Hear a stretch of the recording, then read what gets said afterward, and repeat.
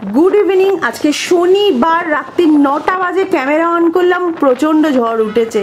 देखो सौरभ आज सारा दिन भात खायনি बोले এই যে ভাত করছি আর টকের ডাল করব বলে আম এনেছি। লিরানি ফোন করেছে, এখন বড্ড ব্যস্ত তাই তো দিতলি? খুবই খুবই ব্যস্ত, পরীক্ষার পর পরীক্ষা। সত্যি ঠিক আছে, চলো তোমার সাথে কথা বলি। তোমাদের তো বললামই সৌরভ আজকে রাত্রিরে ডিনারে ভাত খাবে, কারণ সারা দিন আজকেও ভাত খায়নি। তাই ভাত আছে, আলু ফুলকপি ভাজা, আর এটা হচ্ছে পোনা মাছের পেটি ভাজা, আর হচ্ছে পোস্তর বড়া, টকের ডাল।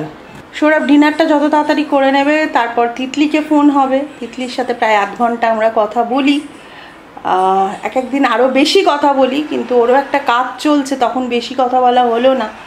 সেই জন্য রাত্রির করে অন্তত আধ ঘন্টা কথা তো আমরা বলে তারপর শুই। একটু বাজারে গেছিলাম, তখন তিতলির আর এক বন্ধুর মায়ের সাথে দেখা হলো, ছোটোবেলাকার বন্ধু আদিত্যর মায়ের সাথে। আশাও আমার ভালো বন্ধু ছিল, ওর ছেলেও এখন ফ্রান্সে আছে। তো সবকটা কত বড় হয়ে গেল, সত্যি দেখতে দেখতে বড় হয়ে গেল। সৌরভ কালকে কি WBJEE? WBJEE পরীক্ষা কালকে। এই সারা সপ্তাহে সৌরভের একদিনও ছুটি নেই, আর পারে বলো অত দূর যায়।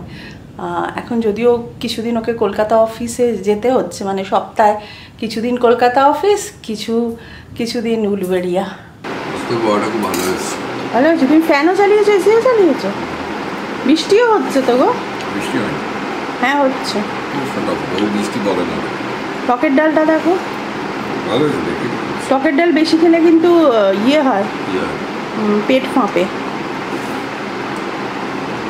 ভালো হয়েছে। ফেসবুকে আমার পরিবার.com যে পেজটা আছে, ওখানে তো আমি ছোটো ছোটো ভিডিও আপলোড করি, দেখো শুধু। যারা এখনও দেখোনি দেখো, আমার নামে কিরকম সৌরভ বলে দেখো, তাহলে বুঝবে তোমরা। সকাল 7:40।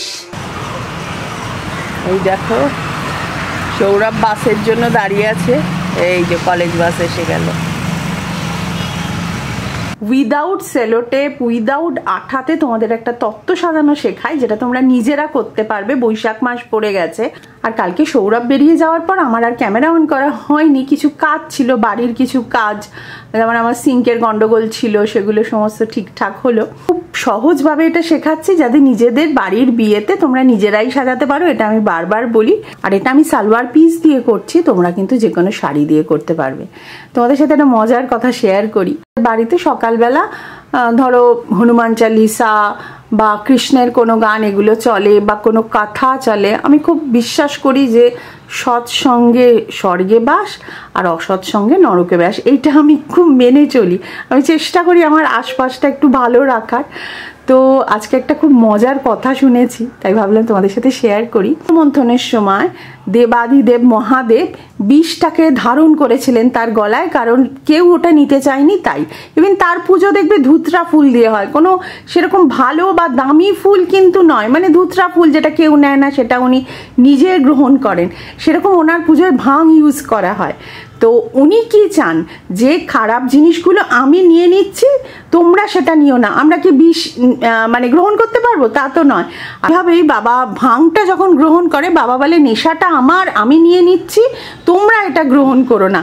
কিন্তু মানুষ তো তার পুরো উল্টো করে দেয়, বাবার ভক্ত, তাই ঠিক আছে। কিন্তু দেবাদিদেব মহাদেব চান যে উনি এগুলো গ্রহণ করে নিচ্ছেন, আমরা যেন এটাগুলোকে বর্জন করি। অনেক বকবক করেছি, প্রজাপতি রেডি। এই শ্যুটটা করেছি রুমাল দিয়ে, তোমরা দেখলে কিভাবে করেছি। তোমরা কিন্তু এটা সবাই করতে পারবে, আর কেমন লাগলো অবশ্যই জানিও। আর তোমাদের যদি ভালো লেগে থাকে, প্লিজ একটা করে লাইক অন্তত দিয়ে দিও, আর সাবস্ক্রাইবটা করতেও ভুলো না প্লিজ।